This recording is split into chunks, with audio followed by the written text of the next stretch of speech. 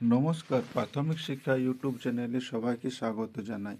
আমরা এই চ্যানেলে প্রাথমিক শিক্ষার বিভিন্ন বিষয় নিয়ে আলোচনা করে থাকি, তাই তোমরা চ্যানেলটা অবশ্যই সাবস্ক্রাইব করে রাখবে প্রাথমিক শিক্ষার বিভিন্ন বিষয় জানার জন্য।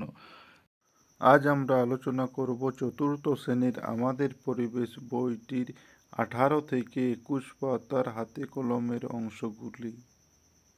তো এখানে 18 নম্বর পাতায় যে হাতে কলমের অংশটি রয়েছে সেটি হলো, তোমার চেনা কয়েকটি বস্তুর নাম লেখো ও ছবি আঁকো। সেগুলো কোন পদার্থ দিয়ে তৈরি বলে মনে হয় নিজেদের মধ্যে আলোচনা করে লেখো। প্রয়োজনে শিক্ষক শিক্ষিকার সাহায্য নাও। তো এখানে ছকের মধ্যে রয়েছে বস্তুর নাম, ছবি আঁকো আর কি পদার্থ দিয়ে তৈরি বলে মনে হয়। এখানে আমরা ছকটাকে 3-4টা ভাগে ভাগ করে নিয়েছি। তোমরা এটা খাতায় করবে, কারণ ছবি আঁকার জন্য একটু জায়গা বেশি দরকার। তো এখানে প্রথমে রয়েছে বই খাতা কাগজ দিয়ে তৈরি। তারপর রয়েছে চেয়ার টেবিল কাঠ দিয়ে তৈরি। তারপর রয়েছে জামা কাপড় সুতো দিয়ে তৈরি। এবং তারপর রয়েছে ইট মাটি দিয়ে তৈরি। তোমরা এছাড়াও আরও বস্তুর নাম লিখবে এবং কি দিয়ে তৈরি সেটা লিখবে। এরপর 19 নম্বর পাতায় যে হাতে কলমের অংশ রয়েছে তা হলো, নিচের ছবির মতো একটা গ্লাস বসাও, জল ঢেলে গ্লাসটা কানায় কানায় ভর্তি করো, এবার গ্লাসে তোমার আঙ্গুল ডোবাও।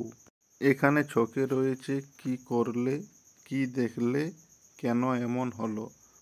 এখানে কি করলে অংশে হবে জল ভর্তি গ্লাসে আঙ্গুল ডোবালাম। কি দেখলে, না গ্লাস থেকে জল উপচিয়ে পড়লো। কেন এমন হলো, গ্লাসটা জলে পুরোপুরি ভর্তি ছিল, তাতে আঙ্গুল ডোবানো মাত্র আঙ্গুল খানিকটা জায়গা নিল, তাই সেই জায়গার সমপরিমাণ জল গ্লাস থেকে উপচিয়ে পড়ে গেল।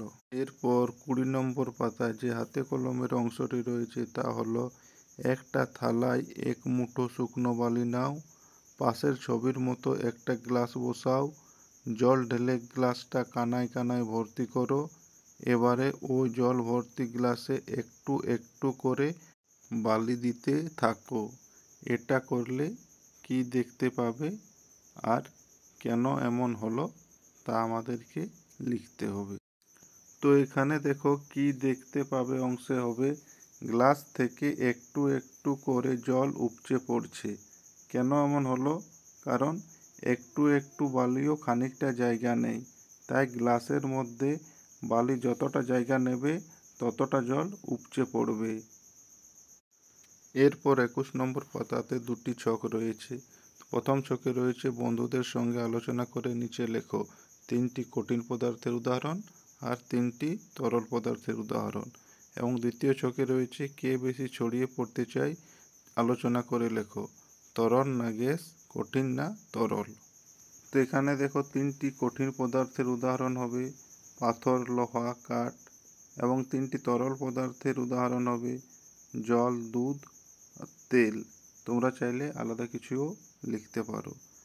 এরপর দ্বিতীয় ছকে তরল আর গ্যাসের মধ্যে গ্যাস বেশি ছড়িয়ে পড়তে চায়, আর কঠিন আর তরলের মধ্যে তরল বেশি ছড়িয়ে পড়তে চায়। তো এখানে আজকে আমরা আলোচনা শেষ করলাম। তো তোমাদের যদি ভিডিওটা ভালো লেগে থাকে বা কিছু উপকারে আসে তো অবশ্যই একটা লাইক দিবে এবং বন্ধুদের সাথে শেয়ার করবে, আর অবশ্যই চ্যানেলটা সাবস্ক্রাইব করে রাখবে এই ধরনের আরও ভিডিও পাওয়ার জন্য। তো সকলকে অসংখ্য অসংখ্য ধন্যবাদ।